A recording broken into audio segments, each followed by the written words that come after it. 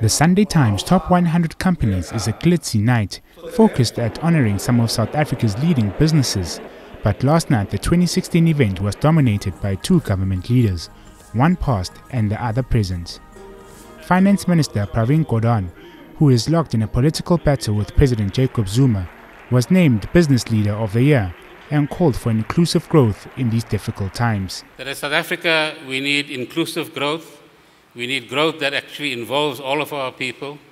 More importantly, given our history, we require inclusive transformation, but transformation that is based on the values of the Constitution and on the best values that are taught us by our parents or by our religious past or present, and that is what will actually hold us in good stead at the end of the day. Gordhan's ex-boss, former President Mbeki, was the keynote speaker at the event, and his address painted a sobering picture of South Africa under Jacob Zuma. However, the hard reality we face today is that our country is trapped in a general and deepening political, economic, and social crisis, which has, for many, begun to turn what was an age of hope into an age of despair.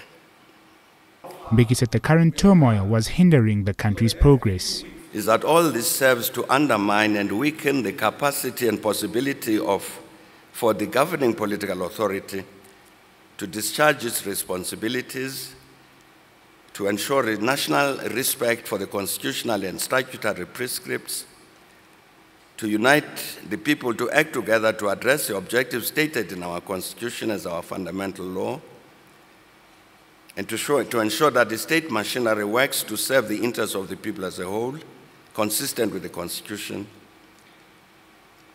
Seriously, to provide leadership with regard to addressing the evolving social challenges relating to the entrenchment and development of democracy and human rights, and meeting the needs of the people as exposed by concrete reality and as required in terms of our Bill of Rights.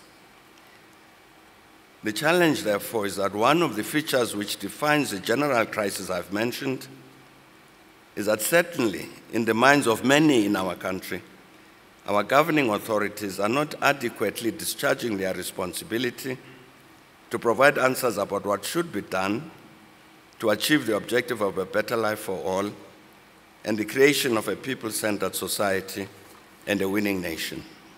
The man who fired Zuma as his deputy reiterated what he thinks will solve some of South Africa's problems.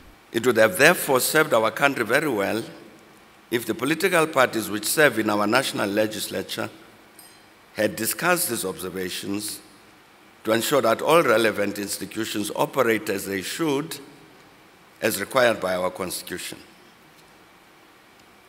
And these include the political parties themselves, the legislature or legislatures, the executive, and the state institutions, including the Chapter 9 bodies.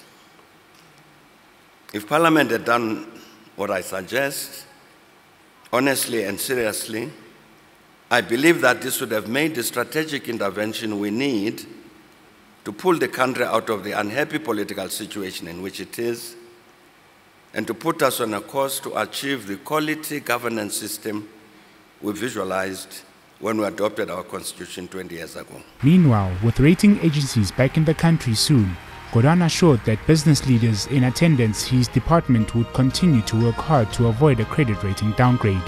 Kgothatso Mogale, Eyewitness News.